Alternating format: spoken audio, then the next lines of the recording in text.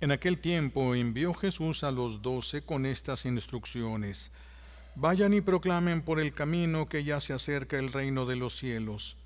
Curen a los leprosos y demás enfermos, resuciten a los muertos y echen fuera a los demonios. Gratuitamente han recibido este poder, ejérzanlo pues gratuitamente. No lleven con ustedes en su cinturón monedas de oro, de plata o de cobre. No lleven morral para el camino, ni dos túnicas, ni dos sandalias, porque el trabajador tiene derecho a su sustento. Cuando entren en una ciudad o en un pueblo, pregunten por alguien respetable y hospédense en su casa hasta que se vayan. Al entrar, saluden así: que haya paz en esta casa. Y si aquella casa es digna de la paz de ustedes, reinará en ellas. Si no es digna, el saludo de paz de ustedes no les aprovechará. Y si no los reciben o no escuchan sus palabras, al salir de aquella casa o de aquella ciudad, sacúdanse el polvo de los pies. Yo les aseguro que el día del juicio, Sodoma y Gomorra serán tratados con menos rigor que esa ciudad. Palabra del Señor. Siéntense, por favor.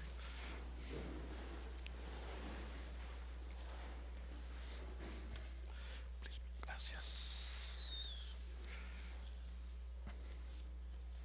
Gracias.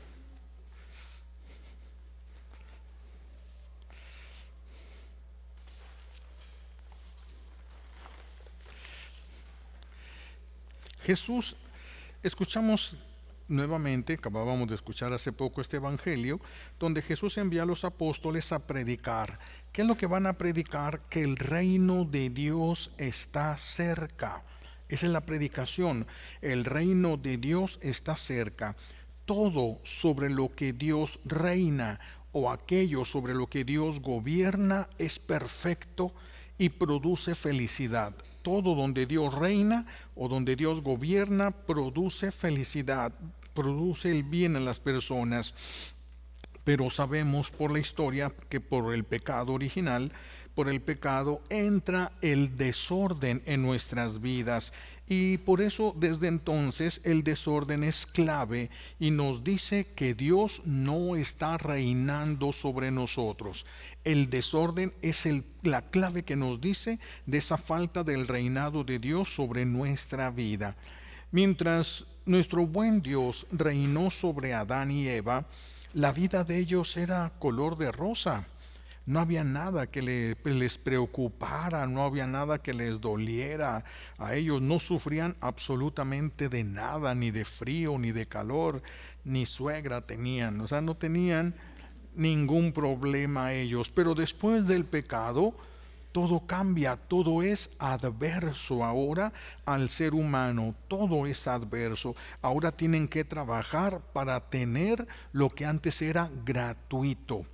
Ahora tienen que trabajar para lo que antes era gratuito, como la comida, como la paz, la felicidad. Ahora tenemos que trabajar para poder alcanzar las cosas que nos habían sido regaladas, pero todo esto se perdió con el pecado original. Donde nuestro buen Dios reina, no hay enfermedades, no hay confusiones, no hay depresiones, no hay sufrimientos. Donde Dios reina, no. Pero si nosotros queremos que Dios reine, ¿por qué nosotros tenemos estos problemas? Si estamos tratando de acercarnos a Dios, si estamos tratando de servir a Dios, ¿por qué estamos sufriendo esto? Porque Dios lo permite para que podamos purificar nosotros aquí en la tierra los errores que cometimos en el pasado. Tal vez ya no estemos cometiendo errores ahorita, pero los cometimos. Y tenemos que purificar eso, y entonces el Señor va a permitir todo este tipo de cosas, pero ahora como purificación. Antes eran consecuencia del pecado, y por lo tanto el que tenía el control sobre estas cosas que nos sucedían era el enemigo de Dios. Cuando es purificación, el enemigo de Dios no tiene el control sobre esto. Quien tiene el control es Dios.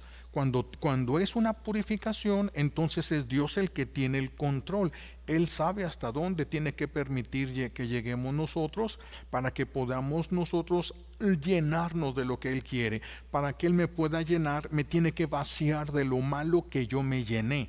porque no me puede llenar. Si tenemos un vaso y el vaso está lleno de cosas dentro y le quieres llenar de agua, pues le va a caber muy poquita agua. ¿Quieres que le quepa mucha agua? Tienes que sacar todo lo que hay en ese vaso para que se pueda llenar de agua. Lo mismo es con nosotros. Nos llenamos de mugre del pecado, pues ahora Dios tiene que arrancar eso para poder llenarnos de él. No hay otro camino. No hay otro camino. Ese es el camino pensado por la sabiduría divina, no por una sabiduría humana, por una sabiduría divina. Entonces estos sufrimientos, cuando son purificación, tienen una gran diferencia con los del infierno. Los del infierno son eternos. Los que son una purificación tienen un tiempo en el que van a desaparecer. Cuando nuestro buen Dios ya no los ocupe para purificarnos, ya no va a permitir que se sufra. Dios no permite que sufra nadie más de lo que necesita. Si está siendo purificado, y si está en el infierno, no permite que sufra más de lo que merece. Dios es el que siempre tiene ante todo esto el control. Entonces, todas estas cosas, enfermedades, confusiones, depresiones, sufrimientos, el que lo sufre, el que abraza el reino de Satanás, es decir, el pecado, ¿sí? Y estas consecuencias alcanzan siempre a los hijos. Jesús nos habla de hasta 5 generaciones, 4 o 5 generaciones. Y también lo sufren entonces estas cosas, tanto los que caen en el pecado o viven en el pecado, como los que quieren salir del pecado. Entonces no debemos de desanimarnos, porque esto se tiene que pasar por ahí. Ya nos gozamos del pecado, ahora tenemos que lavar. Y ya ven que cuando la ropa está más sucia, necesita que se le restriegue más veces para poder. Entonces, todo placer que se haya recibido, ya sea a través del pecado o a través del ocultismo, pues se tiene que pagar. Hoy vimos en la primera lectura, escuchamos del libro del Génesis, donde se nos narra un episodio sobre el pecado y las consecuencias del pecado, que a veces para nosotros no se nos hacen tan graves los pecados, pero lo tienen su gravedad, y Dios a veces permite cosas para purificar, y a veces no es para purificar, sino para poder llenar de gracias a una persona. Esto lo vamos a ver aquí en el libro del Génesis. En la primera lectura lo escuchamos, donde se nos narra el episodio en el que José, ya ven, José, vamos a dar una repasadita rapidísima. José es el hijo consentido de Jacob. Jacob tuvo 12 hijos. El hijo consentido de Jacob, el hijo consentido es José, era el número 11 de entre los hijos que había tenido él. Y entonces, como era el consentido, viene la envidia de sus hermanos. Lo atacan sus hermanos, lo pensaban matar. Fíjense hasta dónde puede llegar la envidia, incluso dentro de la familia, hasta dónde puede manipular el enemigo de Dios a una persona para llegar a desear matar a su hermano, pero por intercesión de uno de ellos, pues prefieren, venía pasando una caravana que iban hacia Egipto, llevaban cosas para vender, entre ellas llevaban esclavos, y entonces se les ocurre, vamos a venderlo como esclavo, pues para no matarlo, me ganamos un dinerito, no lo matamos y nos libramos de él. Y entonces lo venden como esclavo a Egipto.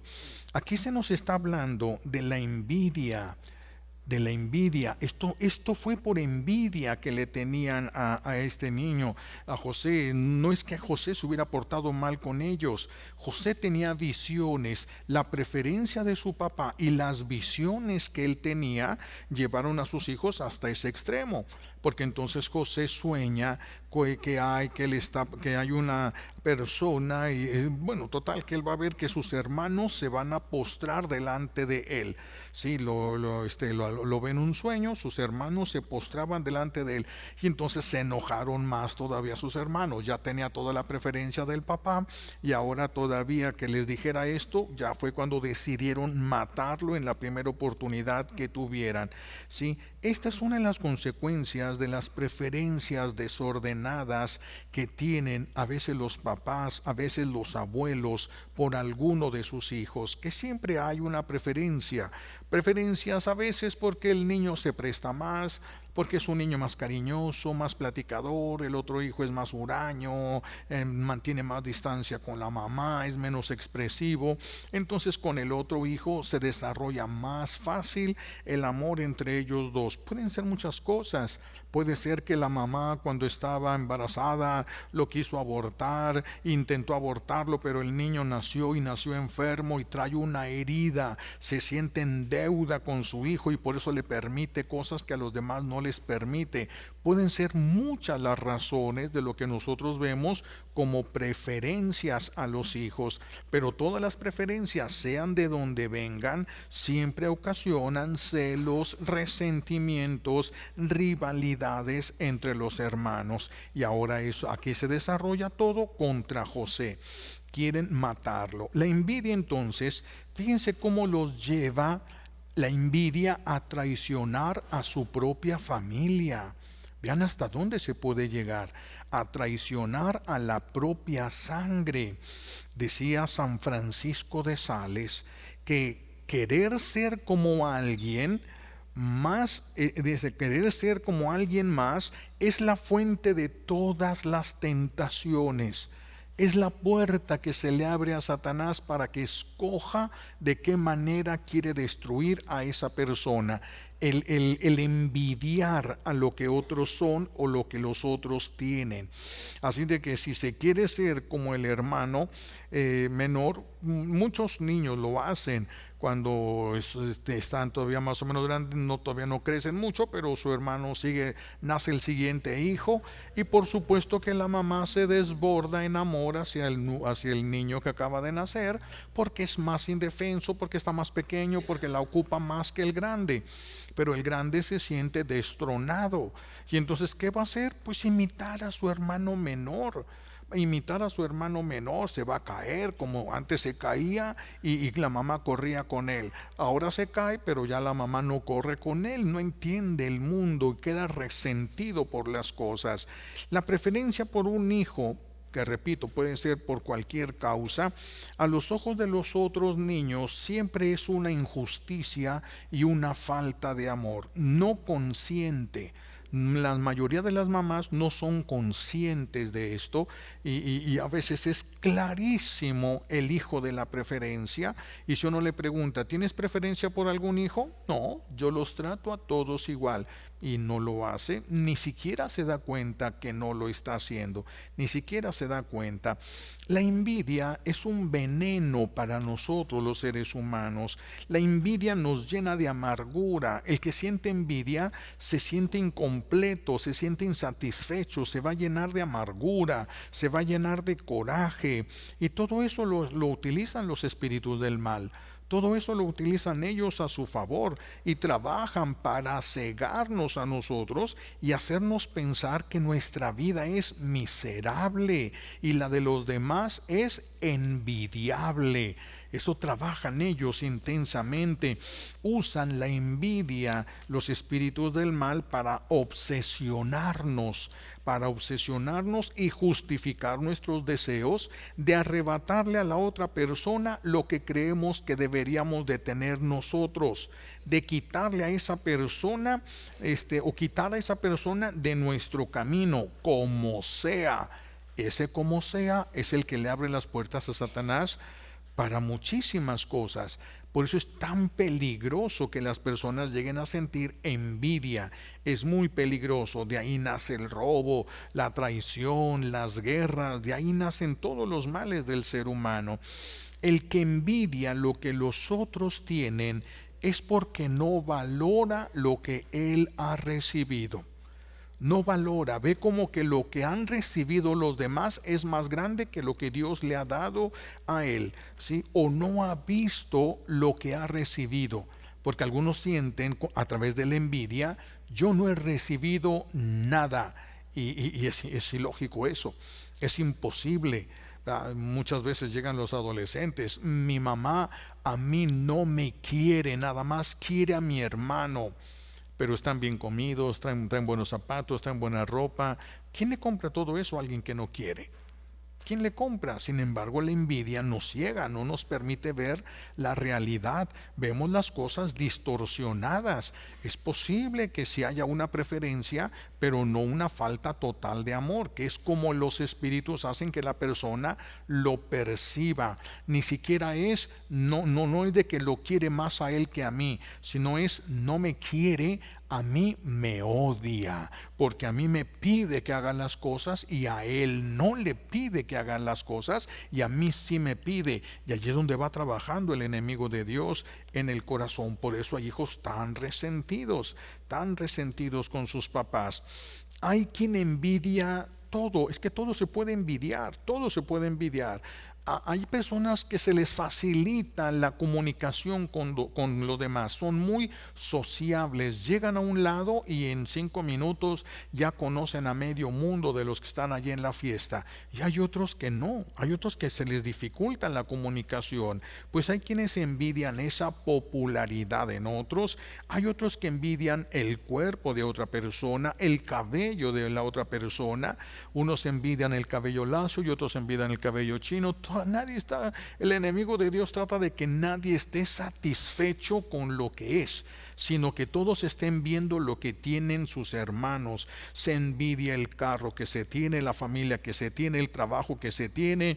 Se envidia a alguien que sacó una rifa, que se ganó la lotería, que sacó dinero o se encontró dinero, lo que sea. Todo lo envidiamos, todo lo queremos para nosotros, para nosotros. Por eso el envidioso vive atormentado y se autoatormenta.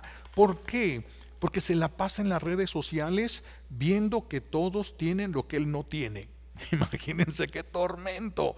Y se la pasa horas viendo y atormentándose de no tener todo lo que esas personas tienen, todo lo que esos han encontrado, todo eso lo que han alcanzado.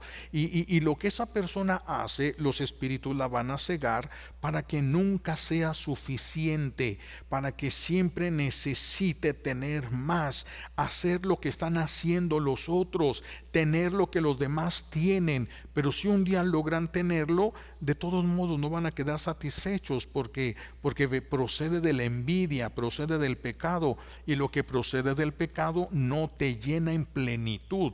Te puede hacer sentir bien, pero no te llena en plenitud.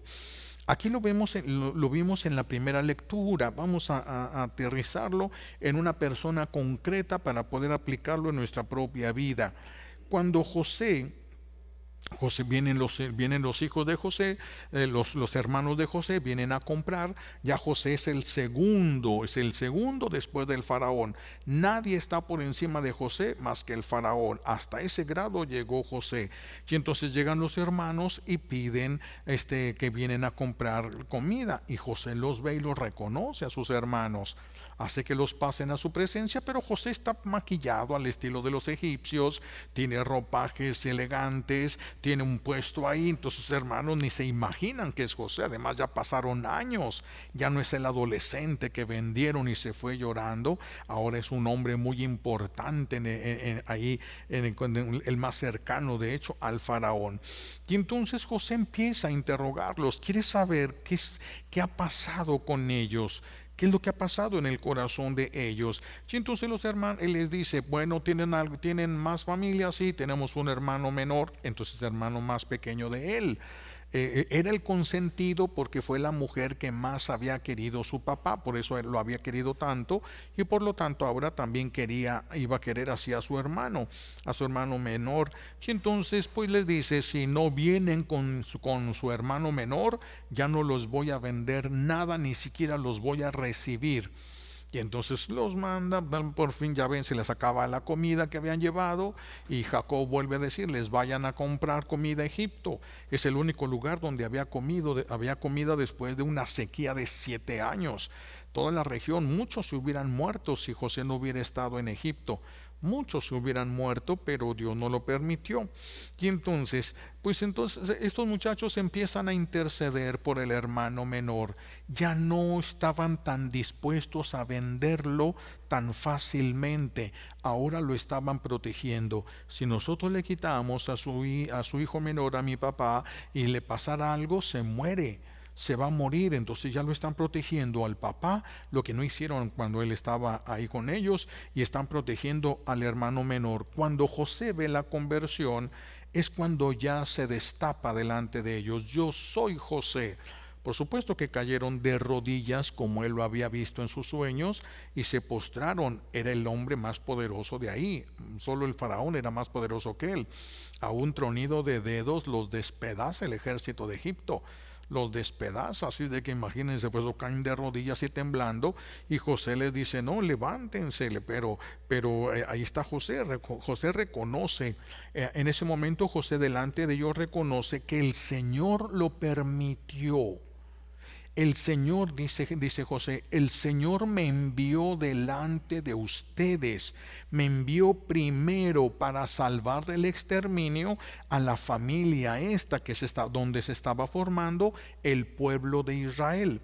Ese es el inicio, esas son las 12 tribus de Israel. Esos 12 hijos de Jacob van a ser las 12 tribus de Israel. El Señor va a preservar para que no murieran en ese intento de Satanás de despedazarlos a todos. Mandó a Egipto primero a José, y por eso José lo reconoce. El Señor lo envió primero, lo llamó primero a Egipto para salvar a todos del exterminio. Si José no hubiera llegado a Egipto, su padre Jacob y ellos hubieran muerto de hambre. José, sus hermanos y todos hubieran muerto de hambre, y muchos otros pueblos, porque fue en toda la región. Fue en toda la región donde hubo una sequía terrible de 7 años. De 7 años, todos habrían muerto. Para evitar eso, y que José llegara hasta donde llegó, Dios permitió el sufrimiento en José. Dios permitió el sufrimiento. Aquí no estamos hablando de una purificación, no estamos hablando de un hombre pecador que necesitaba pagar los pecados que había cometido. No, no se trataba de eso. Se trataba de que el Señor va a protegerlos y va a proteger a otros pueblos de morir en la extinción por el hambre, como ya había pasado en otros lugares, como ya había pasado, y por eso hace que traigan a José. Si Dios hubiera dicho que José se fuera, que todos se fueran a Egipto, ¿cómo llegaban a Egipto a quedarse? Era un pueblo diferente y no los iban a aceptar.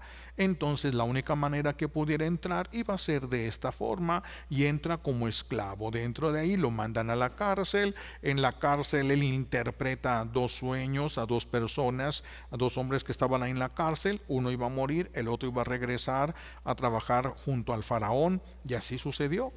Cuando el faraón tiene el sueño de las 7 vacas gordas que hay, y después 7 vacas flacas que se comen a las gordas y luego se mueren. Entonces el faraón quería que le interpretaran ese sueño, y Dios no permitió que nadie pudiera interpretarlo, solamente José.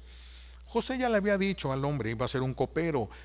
Cuando llegues a un lado del rey, dile de mi caso, yo estoy aquí por una injusticia. Y sin embargo todavía se queda ahí años. Se queda José años. Y lo más grandioso, fíjense, no fue fácil para José. Cuando José se da a conocer a sus hermanos: soy yo, Dios me envió primero en lugar porque era necesario. Pero saca el dolor que trae de la traición de sus hermanos, la soledad, el miedo, las cadenas, la cárcel. Todo eso que trae, grita con una potencia tan grande que, aunque había mandado sacar les dijo a todos los soldados que salieran, que lo dejaran solo con sus hermanos, todos salen, cierran las puertas, y se oyeron los gritos tremendos. Eran tan fuerte el grito de dolor que llegó hasta los oídos del faraón. El faraón quería mucho ya en ese tiempo a José, porque ya se habían dado cuenta que si fue cierto, 7 vacas gordas fueron 7 años de mucha cosecha, y luego iban a venir 7 años de sequía. No iba a haber comida, entonces se tenía que preparar el pueblo para esos 7 años que no iba a haber para comer.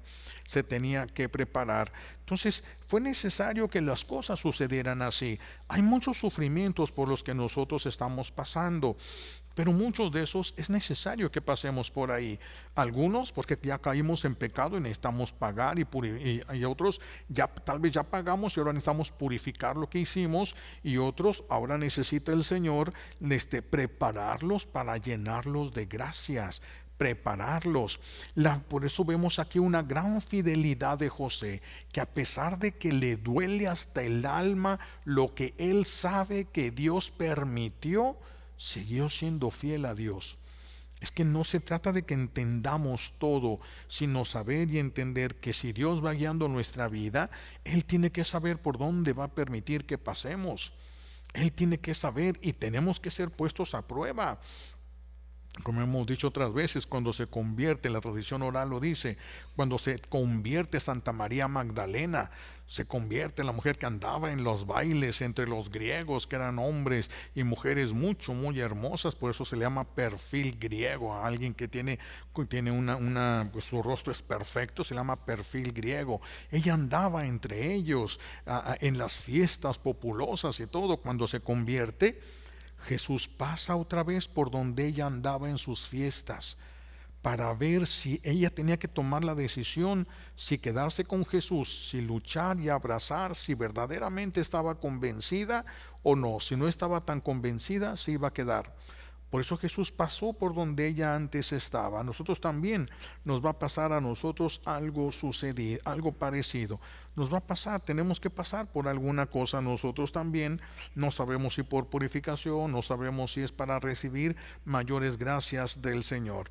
Dios le había dado a José primero la interpretación de sueños, pero también le va a dar una inteligencia brillante.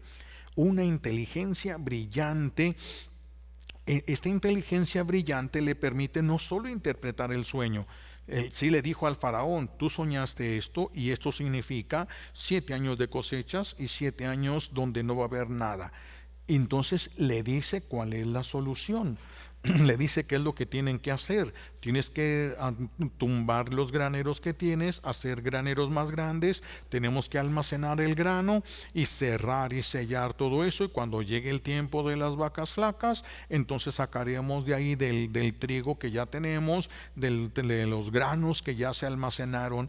Y el rey le pareció muy bien, por eso es que lo hizo el segundo, y le dijo: tú eres el que tienes la idea clara, ten la autoridad, haz lo que me has dicho. Nadie va a estar por encima de ti más que yo. Yo sí estoy por encima de ti, le dijo el faraón, tú no. Entonces, pues de ahí lo va a querer mucho, porque va a utilizar esa inteligencia. José va a utilizar esa inteligencia en Egipto, y va a llevar al ejército a ser una potencia mundial, una potencia, la más grande, el ejército más poderoso del mundo de ese tiempo, porque José, con la inteligencia que Dios le había dado, la utilizó para crear este tipo de cosas, para proteger al pueblo. Él buscaba la manera de proteger al ejército, porque ya su familia vivía allí. Entonces tenía que protegerlos para que no sufriera también su familia, no fuera destruido también el pueblo de Dios. Y entonces hizo muchas cosas, José inventó muchas cosas. Después un faraón va a borrar su nombre, porque no va a querer que sea conocido, no, envidia o lo que sea, pero borraron todo de la existencia de José, le cambiaron nombre y se perdió mucho en la historia.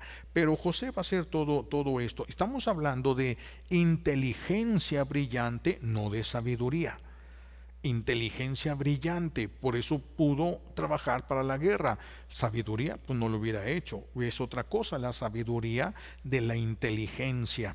Y entonces, pues va a sufrir. Vean cómo también José sufrió. Nosotros tenemos miedo a sufrir, pero todos vamos a tener que sufrir de una o de otra manera. De una o de otra manera. Es un grito profundo que viene desde lo más hondo de su corazón. Gritó el dolor que traía. Nosotros también tenemos que expresar y encontrar ese dolor. El Señor quiere arrancar el dolor de nosotros. Algunos dolores los arranca sin que nos demos cuenta, porque no están a nivel consciente.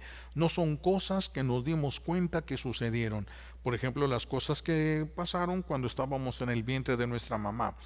muchas cosas que no lo tenemos en la cabeza, sin embargo sucedieron. Me tocó hacerle oración a un muchacho, porque su papá, cuando la mamá estaba embarazada de ese niño, de ese joven, pues él no quería que naciera, y cada vez que la mamá se descuidaba le daba una patada para que abortara, para provocar el aborto.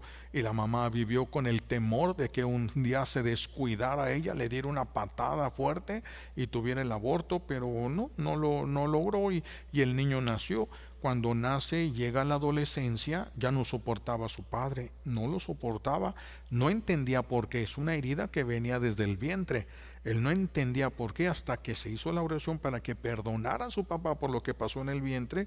Ya entonces se le quitó esa necesidad de enfrentarlo, de desear matarlo, de desear. Todos traemos heridas, unos traen heridas más menos graves, otros más graves.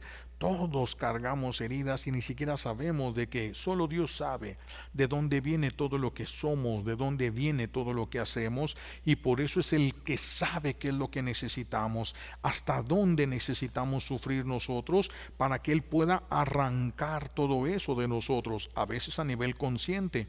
Cuando sí sabes lo que sucedió, tienes que realizar las oraciones de perdón para hasta llegar a perdonar a esa persona. Pero si no eres consciente, entonces el Señor puede trabajarlo a nivel inconsciente y arrancarlo, pero necesita que te purifiques de eso.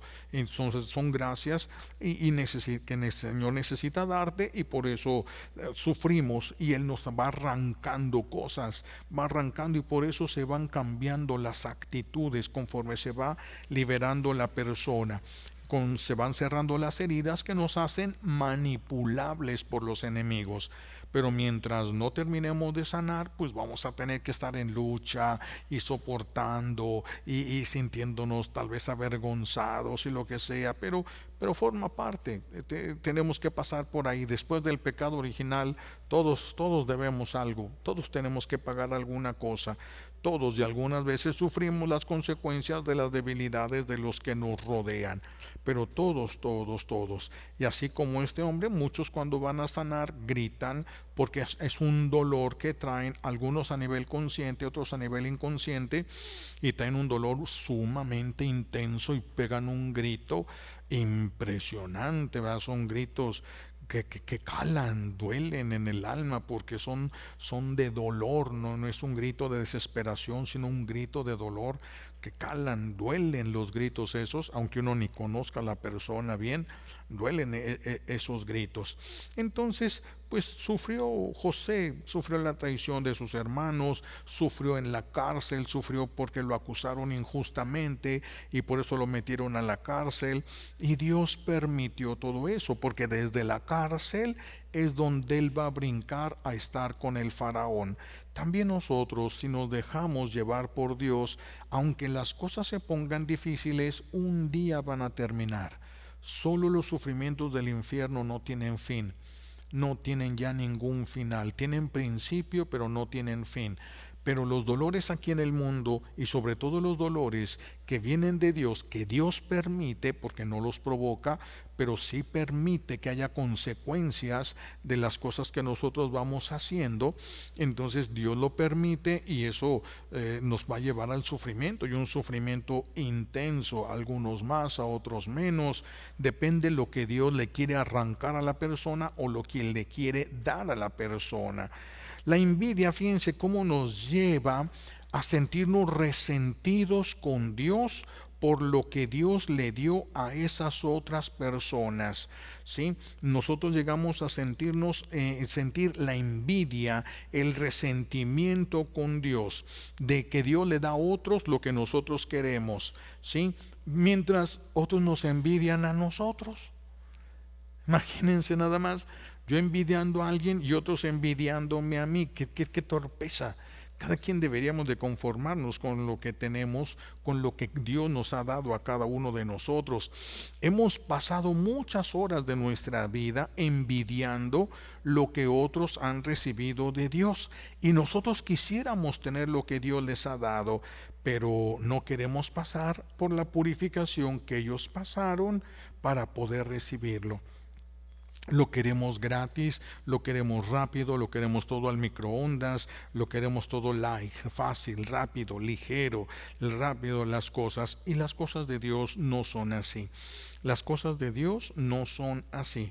Queremos tal vez recibir las gracias que recibieron un santo cura de Ars, ¿verdad? Pero no pasamos por lo que el cura de Ars pasaba.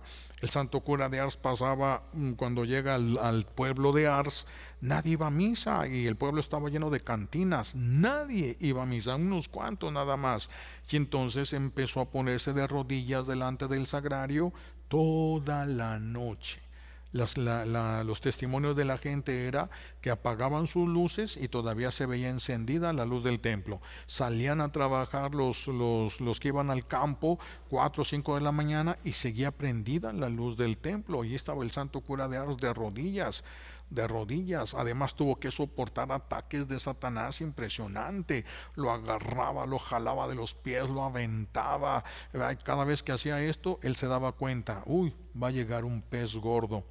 Porque se enojaba Satanás, va a llegar alguien fuerte y le iba a ayudar él, y Satanás se enojaba y le daba unas rabietas, pero todo lo que tuvo que pasar, impresionante, va todo lo que tuvo que pasar, pero la sabiduría que Dios le dio, las gracias que lo fue llenando, él conocía, podía leer las almas, podía saber cuál era el pecado de las personas, los pecados que ellos se les olvidaban, podía saber muchas cosas, ¿verdad? En una ocasión llegó una señora, iba de paso, nunca había estado en Ars, nunca, no, ya no conocía al padre ni el padre la conocía a esta persona, el santo cura de Ars, y se pone a llorar, se hinca en la última banca, en lo que el camión se paró para que la gente comiera, y ella se pone en la última banca y se pone a llorar.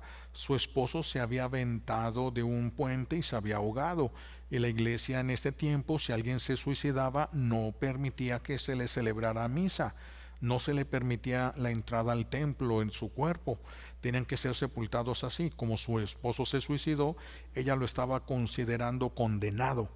Y entonces el santo cura de Ars estaba confesando, se levanta, se acerca a un lado de la mujer y le dice al oído, no te preocupes, del puente al río hay lugar para el arrepentimiento. Se arrepintió. Por eso la iglesia después va a cambiar. Ahorita ya se permite, aunque una persona se quite la vida, ya no sabemos cuál sea el problema que tuvo, si fue un problema psicológico o si fue un problema químico en su cerebro, entonces ya se les permite en la iglesia. Hay muchas personas bueno, el santo cura de Ars sufrió muchas cosas, empezó a comer, terminó comiendo puras papas. Primero se comía las papas cocidas, después se empezó a comer las papas crudas, después se comían las papas aunque estuvieran ya en mal estado. Era el único que comía papas. El enemigo de Dios, para burlarse de él, le decía, come papas. Él come papas, le decía para burlarse de él. Pero un día le dijo, muchas cosas el enemigo. Un día se le pone enfrente y le dice, ya casi te tengo en mis garras, ya eres mío, te voy a llevar conmigo a mi reino. Y el santo cura de Ars voltea y le dice, si fuera cierto, no me lo hubieras dicho. Y regresa ahora. Y se va huyendo, aquel va de la rabia, porque no le gusta perder al enemigo de Dios, no le gusta perder. Y le hizo la vida imposible el enemigo de Dios al santo cura de Ars, le hizo la vida imposible. Y él deseando en su corazón irse con los trapenses para pasar una vida de silencio y oración. Y Dios lo quería en la parroquia y ahí se tuvo que quedar. Nosotros vemos a veces y deseamos tener algo que los demás tienen, pero no queremos pasar por donde ellos pasaron para librarse de lo que se libraron, para que Dios les arrancara lo que les arrancó, y luego queremos que todo sea al microondas, sin sufrir, todo rápido y gratis. No son así las cosas de Dios, porque entonces los pecados quedarían impunes, y si un pecado queda impune, no podríamos entrar al cielo después de morir.